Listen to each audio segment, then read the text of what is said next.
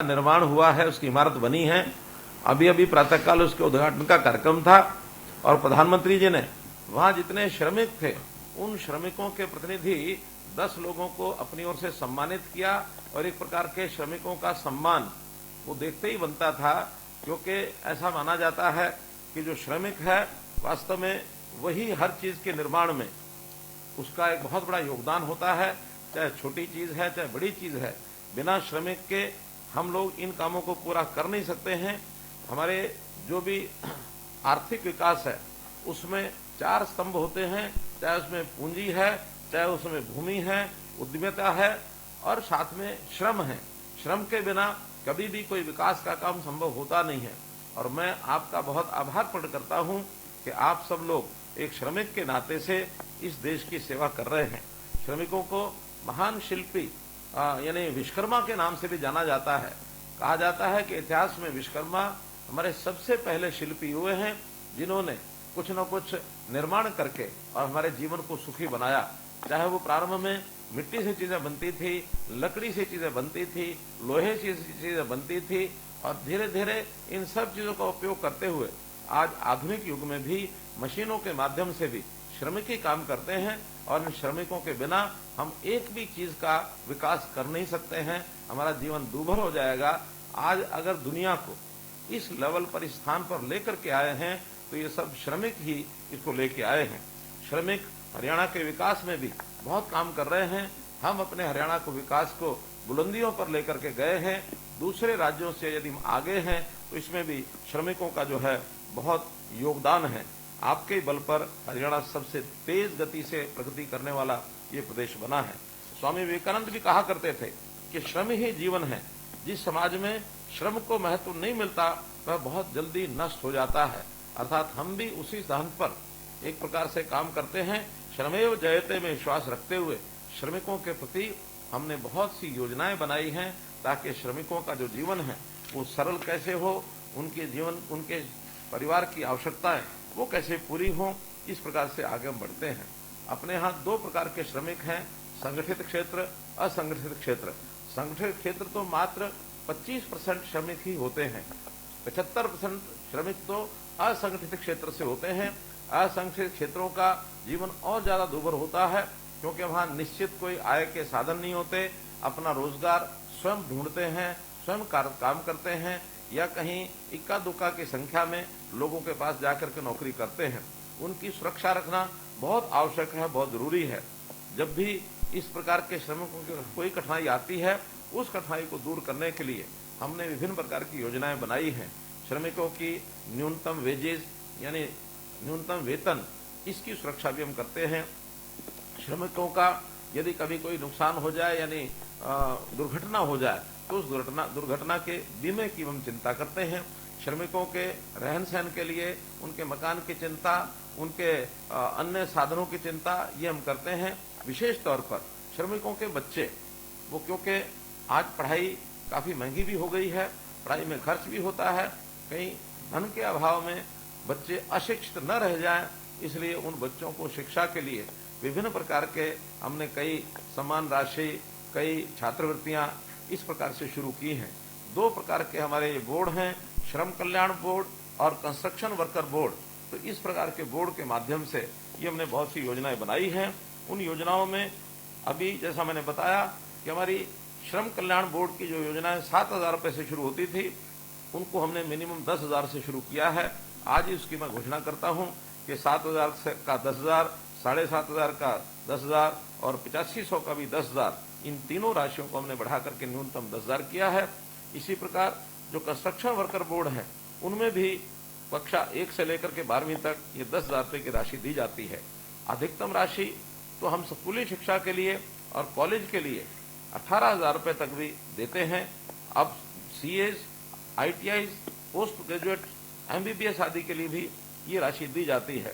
अगर इससे आगे तकनीकी और व्यावसायिक संस्थानों में बच्चे पढ़ते हैं तो उनके लिए छात्रावास का खर्च भी 1,20,000 रुपया और ये दिया जाता है वार्षिक तौर पर। तो इस प्रकार हम लोग जो भी बच्चों की पढ़ाई का खर्च होता है वो पूरा खर्च देने की व्यवस्था रखते हैं। जहां तक बच्चे प्रारंभ यानी एचपीएससी और यूपीएससी की तैयारी करने के लिए, जो प्रारंभिक परीक्षा पास करने के लिए उस तैयारी में जो बच्चों का खर्च आता है, उस पर भी 1 लाख रुपया तक आर्थिक सहायता उनको प्रदान की जाती है। हमें आज अपने श्रमिकों के जो बच्चे इस समय जो मेरी बात सुन रहे हैं, चाहे वो टेलीफोन के माध्यम से जुड़े हैं अथवा लाइव कार्यक्रम देख रहे हैं, मैं उनसे भी एक आग्रह करूंगा कि कभी भी अपने आप को पढ़ाई करने में अपने आप को कमजोर न समझें। कभी ये ना समझें कि मैं श्रमिक का बेटा हूं और श्रमिक का बेटा तो पढ़ाई अच्छी नहीं कर सकता। बहुत से ऐसे उदाहरण हैं कि श्रमिकों के बेटे भी पढ़ाई अच्छी करके परीक्षा में एक से एक अच्छे यानी अव्वल दर्जे के एक प्रकार से परीक्षा पास करके और नौकरी पर वो लगते हैं। और मैं तो स्वयं कई बार ऐसे उदाहरण देता हूं कि अभी पिछले दिनों में गांव में गया, वहां सरकारी स्कूलों के 10वीं से लेकर के और 12वीं तक के बच्चे जिनको मैंने पुरस्कार वितरण किए, उन्होंने 85%, 90, 95, 97, 98, 99% तक भी उन बच्चों ने और अंक लिए हैं। तो कोई भी एक गांव का बच्चा, किसान का बेटा, श्रमिक का बेटा अगर पढ़ाई करके, एक कमरे में पढ़ाई करके भी बच्चे ऐसे हैं जिन्होंने यूपीएससी के एग्जाम दिए हैं और यूपीएससी को पास किया है। कभी भी अपने मन में एक उत्साह जागृत हो तो हम पढ़ाई में अगर अच्छा मन लगा करके करेंगे तो किसी स्थान पर भी पहुंच सकते हैं। हरियाणा के बच्चे अब पढ़ाई में बहुत शौकीन बन करके और उनको आगे बढ़ रहे हैं, क्योंकि अब हमने सरकारी नौकरियों में मेरिट को और ये तरजीह देनी शुरू की है। मिशन मेरिट ये हमारा लक्ष्य है। योग्यता के आधार पर ही अब नौकरियां मिलनी शुरू हुई हैं, तो बच्चों की पढ़ाई में जो रुचि बढ़ी है, इसका बहुत बड़ा एक लाभ हुआ है। हमारे यहाँ कोचिंग सेंटर्स, उसमें भी बहुत भीड़ लगने लगी है। लाइब्रेरीज में भी भीड़ लगने लगी है। गांव-गांव में हमने लाइब्रेरीज भी खोलनी शुरू की हैं। कभी भी चाहे वो गांव का बच्चा हो, शहर का बच्चा हो, गरीब का बच्चा हो, उसको मन का एक उत्साह रखना चाहिए। उदाहरण के लिए हमारे पास बहुत ऐसे उदाहरण हैं जो कभी भी आप उनके बारे में पढ़ेंगे तो आपको लगेगा कि हाँ, कोई भी एक छोटे परिवार से भी बढ़ करके आगे बढ़ सकता है। अगर हम अपने देश के पूर्व प्रधानमंत्री लाल बहादुर शास्त्री जी का उदाहरण लें तो बहुत ही गरीब परिवार से वो संबंध रखते थे। उनके पास गंगा नदी का एक छोर से दूसरे छोर पर जाने के लिए, नाव में देने के लिए 1 पैसा भी उस समय नहीं होता था, और 1 पैसे के बिना वो नदी को तैर करके पार करके और अपने स्कूल में जाते थे। और एक दिन ऐसा आया कि वो अपने देश के प्रधानमंत्री बने। ऐसा ही एक विश्व विख्यात उदाहरण अगर मैं आपको दूं तो अब्राहम लिंकन अमेरिका के राष्ट्रपति, अपनी पढ़ाई उन्होंने पार्क में बैठ करके स्ट्रीट लाइट के नीचे पढ़ाई की है। और जो पार्क में रात्रि को बैठकर, उनके घर में बिजली नहीं थी, तो वो जो पार्क में बैठ करके पढ़ाई करके, और एक समय ऐसा आया अमेरिका जैसे देश के वो प्रधानमंत्री राष्ट्रपति बने हैं। तो बहुत बड़े बड़े उदाहरण भी हमारे सामने से आते हैं। हम भी अपनी इस पढ़ाई की व्यवस्था को निश्चित रूप से आगे बढ़ाएं और कभी भी अपने आप को पीछे नहीं करें। पढ़ाई के साथ साथ कौशल का ध्यान भी हमको रखना होता है। बच्चे पढ़ाई करते समय उस कौशल के आधार पर भी अपने जीवन को आगे बढ़ा सकते हैं। और न केवल बच्चे, बल्कि आपको जो श्रमिक हैं, आपके जो माता पिता हैं, जिन श्रमिकों से मेरी बात हो रही है, हम कई बार अपने हाथ के काम में लगे रहते हैं और हाथ के काम करते करते जीवन बीत जाता है। हमने आजकल अब श्रमिकों के लिए कौशल विकास की बहुत सी योजनाएं ऐसी बनाई हैं ताकि वो एक छोटी मोटी मशीनरी के साथ भी अपना काम कर सके, और मैकेनिकल अगर सिस्टम में वो काम करने के लिए आगे बढ़ते हैं तो उनकी आय भी बढ़ेगी। कोई भी व्यक्ति मैकेनिकल छोटी मोटी ट्रेनिंग इस कौशल विकास के माध्यम से ले सकता है। अभी नए आयाम हमारे लिए खुले हैं। पिछले दिनों में हमने हमारा जो फॉरेन कोऑपरेशन डिपार्टमेंट अर्थात विदेश सहयोग विभाग जो सरकार का है, उसके माध्यम से जब विदेश के लोगों से बात की, उन्होंने कहा कि हमें कुशल श्रमिक ये चाहिए, और कुशल श्रमिकों की मांग हजारों की संख्या में उनके पास आई है। और हम उसी हिसाब से कुछ लोगों को कुशलता के जो प्रोग्राम हैं वो नए नए सिखा करके और उनको विदेश भेजने की ये भी तैयारी कर रहे हैं। भाई बहनों, यानी श्रमिकों के बच्चों, खास करके ऐसे दिव्यांग बच्चे हैं, उनकी भी सहायता हम अलग से करते हैं। मानसिक रूप से अक्षम है, उनकी सहायता करते हैं। उनको उनकी बेटियों की शादी पर हम 51,000 रुपया ये भी देते हैं। बेटे की शादी हो अथवा स्वयं की भी किसी श्रमिक की शादी हो, उस पर भी अनुदान देते हैं।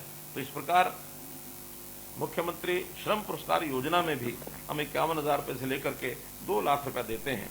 मेरा कहने का भाव ये है कि श्रमिक की सुरक्षा ये हमारे लिए बहुत महत्वपूर्ण है। श्रमिक अगर अपने काम करते समय कार्यस्थल के ऊपर दुर्घटना से मृत्यु हो जाती है तो 5 लाख रुपए उसके परिवार को भी हम देते हैं। कई बार उद्योगों में अथवा भवन निर्माण के काम करने में कई प्रकार की बीमारियां ये भी लगती हैं। जैसे उदाहरण के तौर पर श्रमिक के फेफड़े सिलिकोसिस की विकट जो बीमारी है उससे भी प्रभावित होती है। तो ऐसे जो प्रभावित श्रमिक हैं उनके पुनर्वास के लिए भी 5 लाख रुपए का अनुदान ये दिया जाता है। बीमारी के कारण से जो श्रमिक की अगर मृत्यु हो जाती है तो उनके परिवार के लोगों को भी अनुदान के रूप में हम सहायता करते हैं।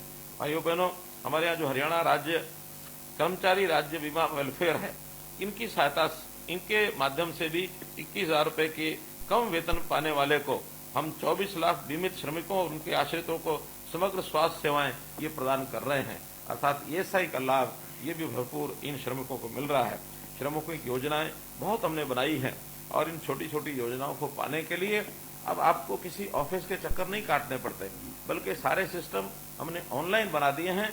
और इन ऑनलाइन सिस्टम में आप सरल केंद्रों पर जाकर, अंत्योदय भवन में जाकर CSC सेंटर के माध्यम से आप अपना पंजीकरण करा सकते हैं। श्रमिकों के पंजीकरण के माध्यम से इन सब योजनाओं का लाभ लेने के लिए वो योग्य हो जाते हैं। प्रधानमंत्री ने भी श्रम योगी मानधन योजना ये शुरू की है। हर वर्ष 6,000 रुपया उनको मिलता है। अभी तक हरियाणा राज्य में 8,19,000 लाभार्थियों का पंजीकरण ये किया जा चुका है। यदि आपने पंजीकरण न कराया हो तो अवश्य अपना पंजीकरण कराएं, ताकि 6,000 रुपया ये वार्षिक प्रधानमंत्री जी की ओर से श्रम योगी मानधन योजना के अंतर्गत आपको दिया जा सके। तो मित्रों, इसी प्रकार जो लेबर कॉलोनीज है, हमने वहां पर अंत्योदय आहार योजना, इसकी कैंटीन्स बनाई है। 10 रुपए में खाना, इस प्रकार से किसी भी श्रमिक को, चाहे वो काम करने के लिए अपने कार्यस्थल पर है अथवा कॉलोनी में रहता है, हमने कई कार्यस्थलों पर भी इस प्रकार की ये जो योजना है, आहार योजना, इसकी कैंटीन्स ये बनाई है। और मैं अधिकारियों को कहूंगा कि जहां भी कहीं संख्या श्रमिकों की पर्याप्त है, वहां पर दोपहर के समय का भोजन उनको इन आहार कैंटीन्स पर मिले। तो ये कैंटीन, अंत्योदय आहार योजना की कैंटीन, ये भी बढ़ानी चाहिए। इसी प्रकार से बच्चों के लिए हम आगे भी और बहुत सी प्रकार की योजनाएं बनाएंगे। आजकल जैसे हमको मालूम है कि बच्चों की पढ़ाई में IT का बहुत बड़ा महत्व हो गया है। अभी बच्चे अपने क्लास में जिस प्रकार से परंपरागत रूप से पढ़ते थे, कहीं कहीं स्मार्ट क्लासरूम भी बनाए थे। अब तो पिछले वर्ष से हमने बच्चों को, खास करके 10वीं 11वीं 12वीं के बच्चों को टेबलेट्स भी दिए हैं। अर्थात कंप्यूटर पर अपने घर बैठे भी वो पढ़ाई कर सकते हैं, उसका उपयोग कर सकते हैं। तो बच्चे जितनी सुविधाएं प्राप्त करेंगे उतना उनकी जो पढ़ाई है वो अच्छी होगी और आगे चल करके हमारे परिवार का कोई बच्चा कहीं सफलतापूर्वक आगे बढ़ता है।